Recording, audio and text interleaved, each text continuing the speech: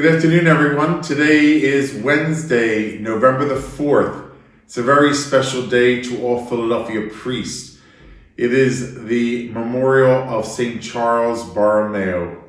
I know you know that name, St. Charles Borromeo. It's our seminary, is named after this wonderful saint, this saintly bishop. You know, when I think of St. Charles Borromeo, I think of self-giving. He gave of himself for the life of the church, for the life of Christ.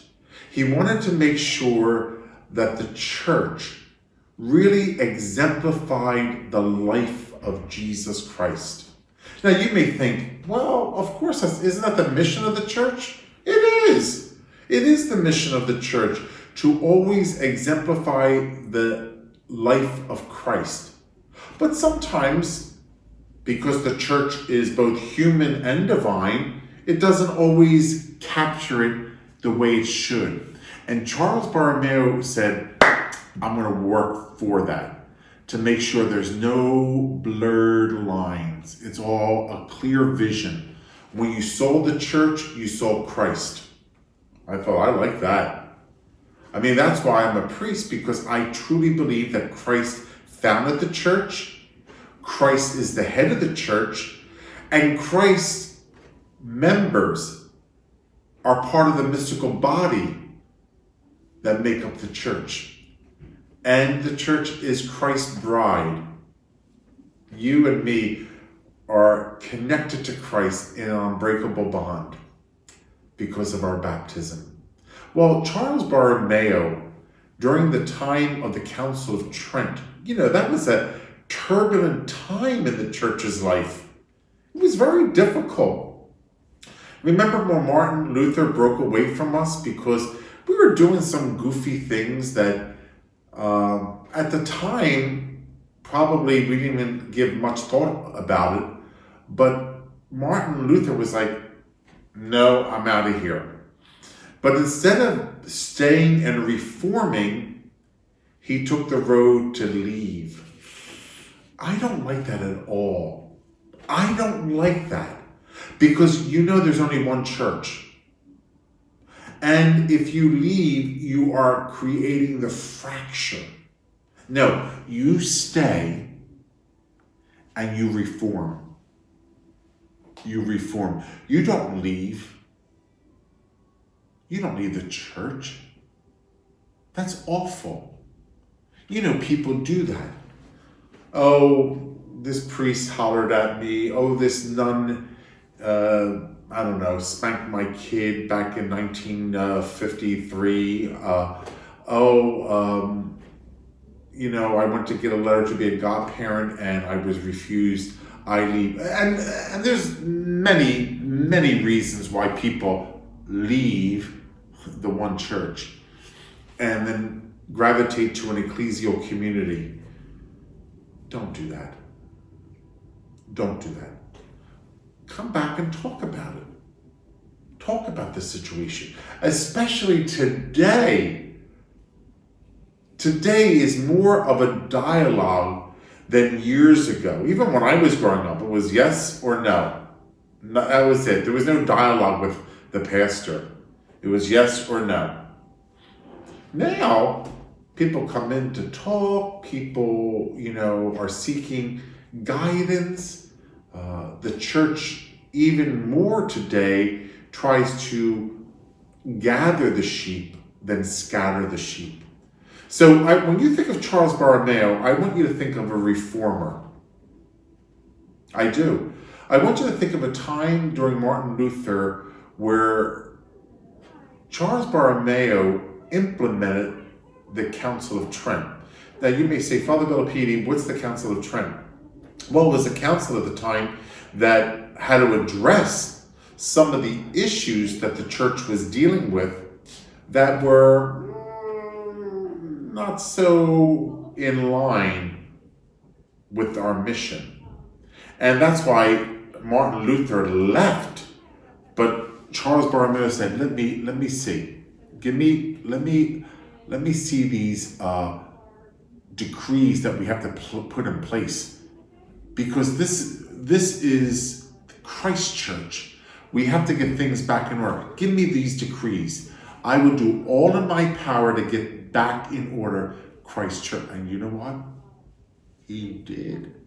He worked vigorously in making sure that the formation of priests, things like that. You would think that back in the 1500s, the formation of priests was good.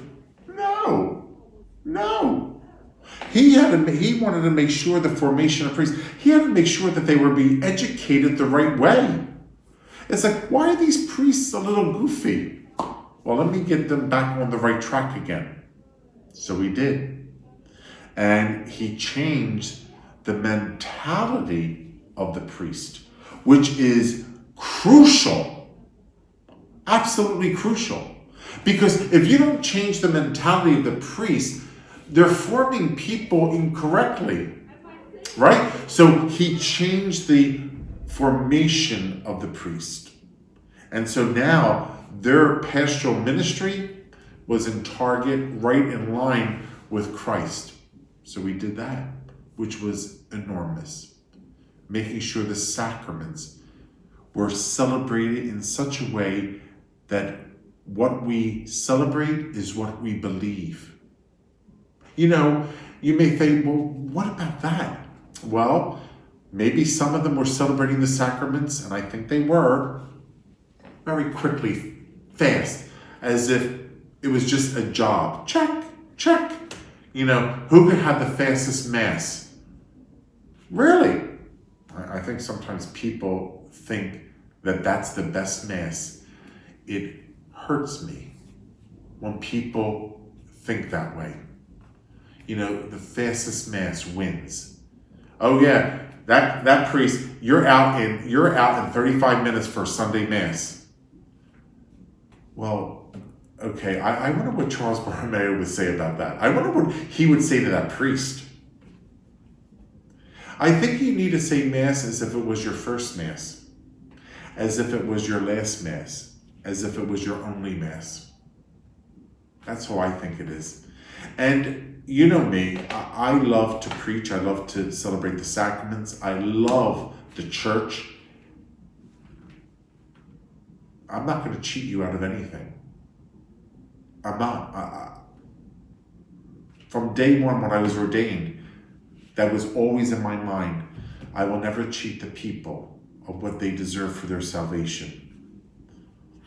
And I think most priests are like that. Don't get me wrong. But sometimes we think like, oh, we need to get the fastest mass and we have to get it in and out. We have to check the box. Well, Charles Borromeo made sure that his priest was not checking the box. He also made it very clear that it was both and charity and holiness. Now, in other words, it was not only the priest's life to be a minister of the gospel by preaching the word and celebrating the sacraments.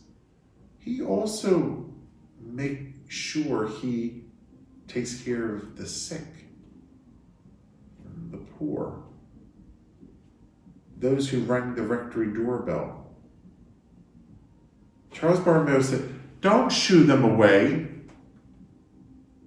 Feed them. It was not only correcting the abuses of the sacraments, the abuses of the formation of priests. It was also saying, how do we take care of the sheep? Food and drink wise, clothing. That too. And he showed it by his life how to do that. He went to great tasks to make sure he went out to the peripheries and also took care of people, even during the plague, even making sure that if he noticed someone that was alive and not dead, he gave them the last rites. Oh yeah, he wasn't a prince of the church. He was Christ's servant. He was a servant of Christ's people. St. Charles Borromeo, this is the time the seminarians are having their 40 hours. I don't know if Deacon Jonathan told you that in one of his reflections, but boy, I made a comment on the seminary Facebook page. I remember those days with fondness when I was a student there. Oh boy, 40 hours during the seminary. November 1st, 2nd, and 3rd. And then on the 4th, today, it was the great celebration of the Feast of St. Charles Borromeo. And for the seminarians, it's a solemnity. It jumps up. The liturgical rank jumps up. It's a solemnity because they're at a seminary named after him. So today I celebrated the memorial of St. Charles Borromeo. At the seminary, they celebrate the solemnity of St. Charles Borromeo. And the celebration, of course, for the seminarians would be the admissions to candidacy. Those who are going to be recognized by the Archbishop as candidates now for the sacrament of holy orders, deacon and priest. So that's a big deal. They'll have a wonderful supper tonight. I think they're allowed to play softball today, according to Deacon Jonathan, because usually we have flag football, but I don't think the rector wishes them to do that during the pandemic. So they are permitted to play softball out in the field of the seminary, which is great. Most of the guys in the seminary like sports, about 90% of them, which is nice. And but everybody in the house comes out and just, whether you're playing or not, you just sit and watch the game. It's just what you do. And then you come back and have a nice dinner, and there might be an evening social tonight, all in celebration of St. Charles Borromeo and what he believed and how he lived his life and how he understood the priesthood and how he was a reformer, how he wanted to get back in line with the teachings of Christ and the formation of priests. That is why our seminary is named after him. So if you ever wanted to know, like, I wonder why they didn't call it like Blessed Mother Seminary or why did they call it St. John the Beloved Seminary? They called it St. Charles Borromeo because of he's a reformer. He wanted to make sure the clergy had the right education, the right teaching, the right formation.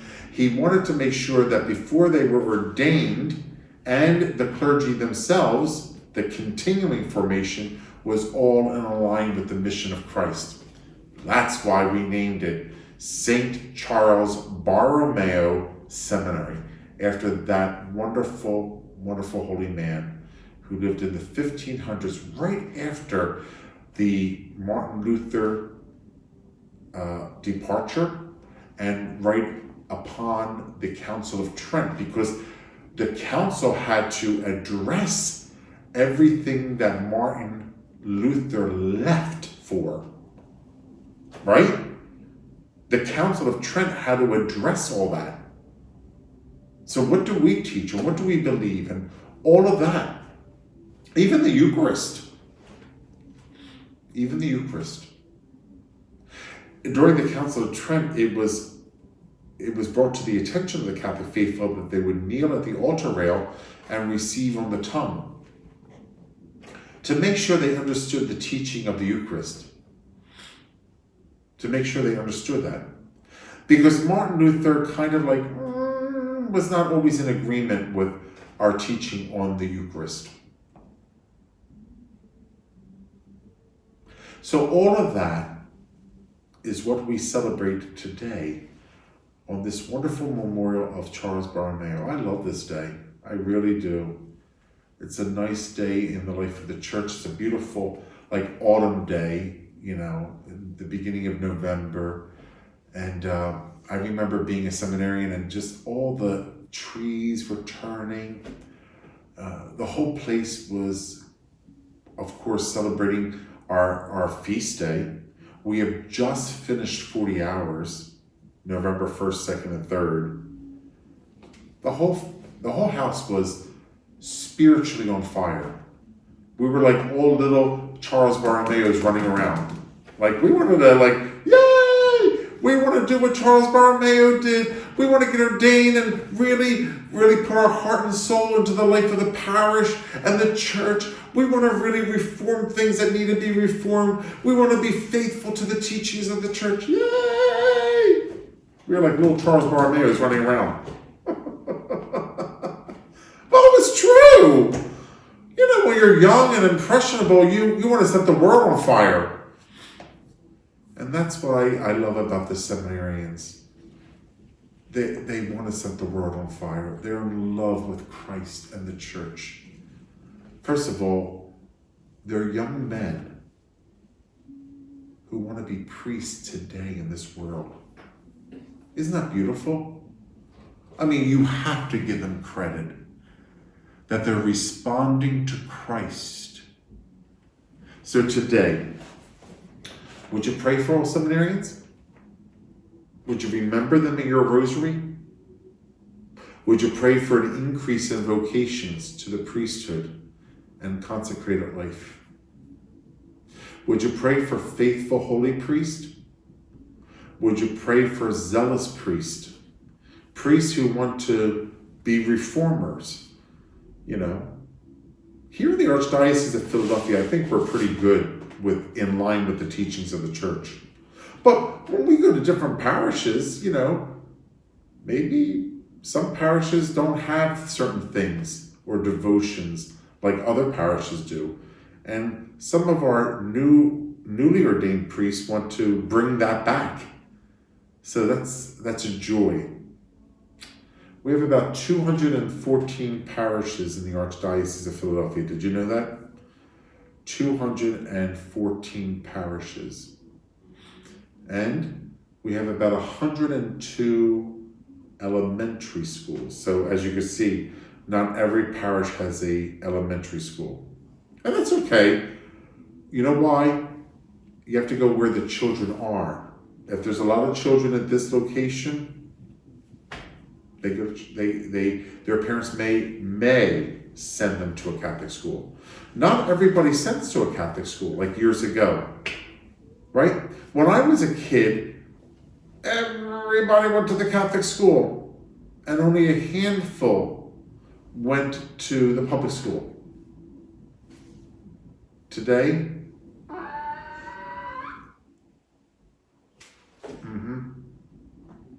So we're not going to get into all that discussion because there's many reasons for that, right? But I just want you to realize it's the choice of the parents, not of your particular parish, wherever you're at, watching me in YouTube land. You know, we are blessed here at St. Mary's in the historic Schweinsfeld with a Catholic school. We have a parish school, believe it or not. We don't even have a regional school. I mean, our school is our parish school. It's operated by the parish. That's a lot of responsibility. But God bless us. We never had a big school here, right, Susan? We always had I would think, a very average, small size school. We never really went beyond. Never went beyond 350. Never. In fact, most of the time it's probably 200, right? Mm-hmm. It's always one of those quaint, it's like a little quaint Catholic school in Schweinsville, right by Springmount. So beautiful. We were started by the Glen Riddle Franciscan sisters, the Sisters of St. Francis of Philadelphia. John Newman, our fourth bishop, he founded that order. Okay, well, I don't want to give you too much information. I just like to talk to you. I like to spend my afternoons with you and just connect during this pandemic. As you can see, I'm in the dining room of the Parish Office Center. In fact, I'm sitting at the dining room table where the Glen Riddle Franciscan sisters ate. So Susan, this is the dining room table of the nuns. So we kept it when they left, right? I guess the parish bought this when the sisters were here. And when they left, of course, they left the dining room set and the dining room, of course. We just took over this building as the office center. So I'm sitting here talking to you. Well, happy St. Charles Borromeo Day, everyone. Please pray for me and pray for all seminarians and priests. God bless you.